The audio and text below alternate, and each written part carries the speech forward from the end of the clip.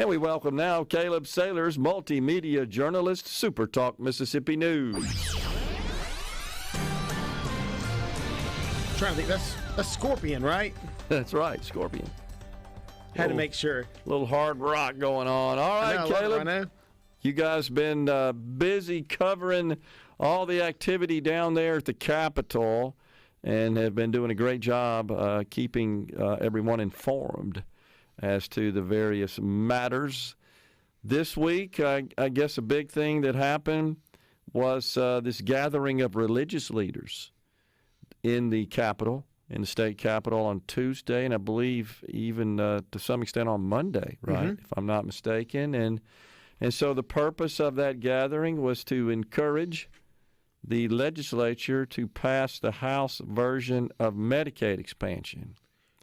And I'm told that some of them even sat in the gallery in the Senate as well this past week to just show their support for such a measure. I'm not sure what the outcome of that was. I think they were trying to get the lieutenant governor, senators on board with supporting the House version.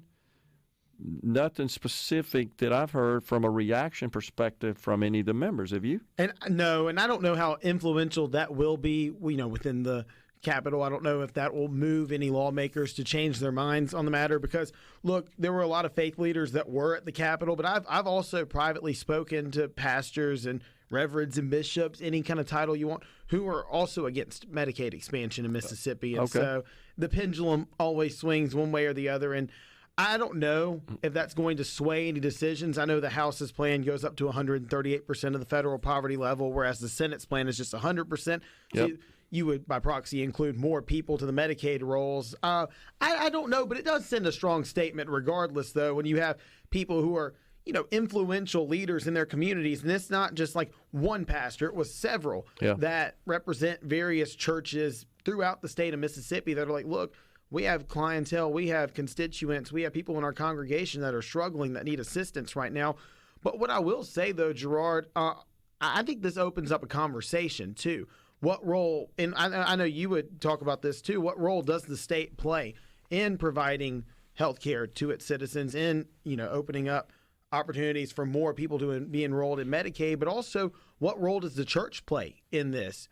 Because, a lot of these religious institutions in the state have a lot of money and could actually implement change in taking care of people within their own four walls. And so I've seen some pushback to the leaders coming to the Capitol saying, well, you collect tithes and offerings on Sunday. Why don't you use those for providing care for some of your constituents or some of your congregation? And so I've seen both sides of what is happening at the Capitol and what faith leaders are presenting, but there has been a strong a strong movement from a lot of faith leaders in the state to push Medicaid expansion. And now, interesting.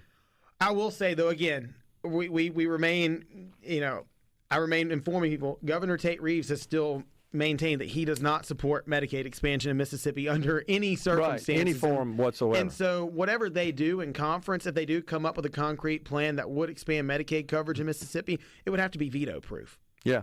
And that I've heard from members privately, anecdotally, that is the plan, is to come up with something they feel like could get the governor to sign on, or if not, then if he would not sign on, that it's veto-proof.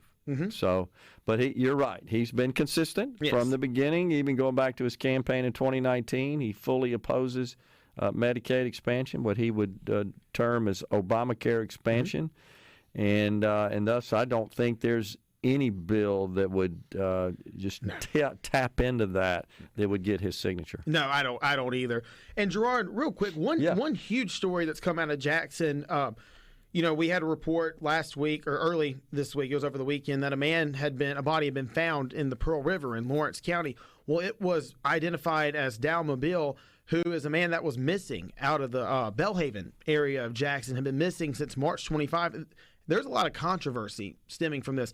His brother, who lives in Texas, both of these men are Sudanese refugees that came to Mississippi in 2000, I believe.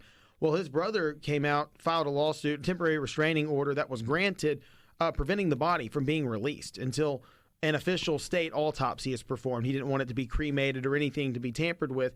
He's pretty much insinuating that foul play was involved, even though the Lawrence County Sheriff said there's no foul play suspected at this time. Autopsy still pending with the state. We don't know. But he had a press conference yesterday after a court hearing and kind of insinuated that, he said, well, what if my brother and his wife got into an argument? What if that had happened? All signs lead to that may have happened and led to my brother going missing and ultimately dying. Yeah. He's essentially saying that his brother didn't just vanish and die, that he was killed by somebody. So really interesting story. I just published on SuperTalk.fm earlier, about an hour ago. So if you want to look into that and read it to our audience, you're more than welcome to check that out.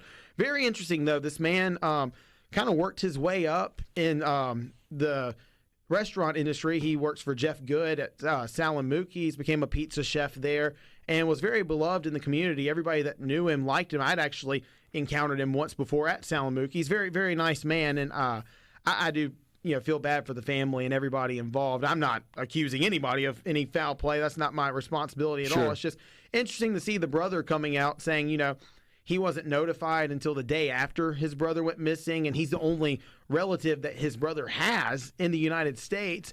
And just very, very interesting story, and I'm eager to see what comes from the autopsy and how this all unravels. Interesting.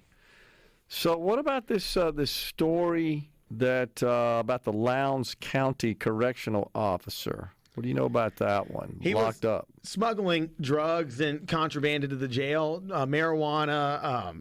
What else was it? Cigarettes, lighters, etc. He got caught red-handed, and sadly, Gerard, this is one of those things that it happens more often than it should, and more often than we realize. But it's good that these people get caught and go through the legal process, because you don't want criminals getting access to drugs or any kind of paraphernalia in prison, and you never know what could stem from that. Yep. Another interesting story that I had the privilege of working on too, and it stemmed from an interview from one of our shows from Good Things with Rebecca Turner. She had the president of Delta State University on yesterday and the superintendent of the Cleveland School District. So there was an explosion, reportedly. It hasn't been officially confirmed, but I was told by someone close to the scene that an explosion took place at Hayes Cooper Elementary School last Thursday. 2 teachers were severely injured. Both were hospitalized. And the students, they had to find a new place to go to school. They can't go to that school building right now until, 1, the damage is repaired, and 2, the investigation's complete by the state fire marshal's office.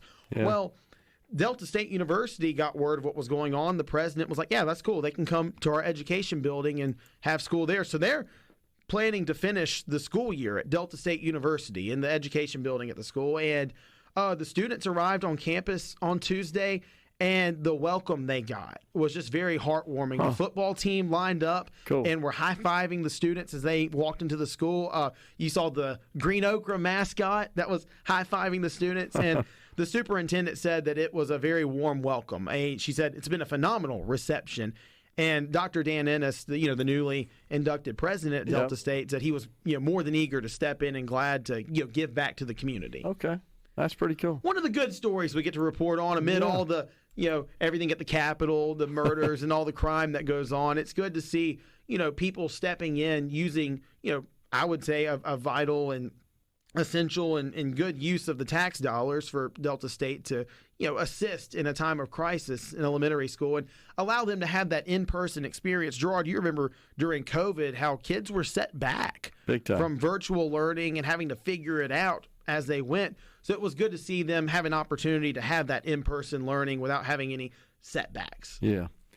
Well, that makes total sense. So, all right, what else are you guys tracking these days? Well, we've got the transfer portal in college football and college basketball. Ole Miss has hauled in 3 big transfer portal guys in basketball. You can read more about that at supertalk.fm. And Mississippi State wide receiver, they've now lost their top 3 wide receivers from last year. Justin Robinson is the latest Bulldog wide receiver to hit the portal to try to find a greener pasture, I guess, elsewhere. The Bulldogs lost Tulu Griffin, not to the transfer portal. He went to NFL draft. And then Xavier Thomas transferred within the conference to LSU. Now, Justin Robinson is he's a senior or junior, not a grad transfer, so he can't transfer to another SEC school this portal cycle, but he is able to go elsewhere outside of the SEC. Wow. Well, I know you guys are pretty busy tracking all this stuff. Before you go, what are you hearing about the conferences down at the Capitol? When are they going to kick that off? Well, conferences, I know House is in conference right now, and they'll go back into session on Monday to have their conference reports. We'll see. They're planning to speed run this and get this done. They said estimated sometime next week. How about that? I don't think it's going to be done next week. I don't either. Too much going on. Oh, All yeah. right, Caleb. Appreciate you coming in, giving us that rundown. Very good. Thank you, sir. Thank you, Gerard. Coming right back in the Element Wealth studio.